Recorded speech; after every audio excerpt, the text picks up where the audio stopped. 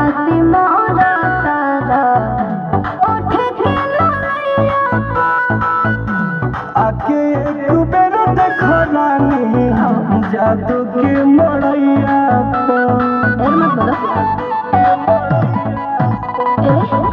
काहे खाती मोरा तारा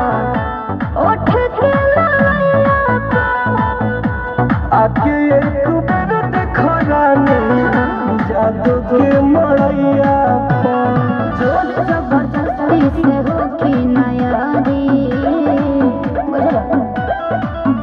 अरे रात भर भाग तोहर जाग जाई प्यारी रात भर भाग तोहर जाग जाई प्यारी ओही ओही रान दूधवा के व्यापारी ओही ओही रान दूधवा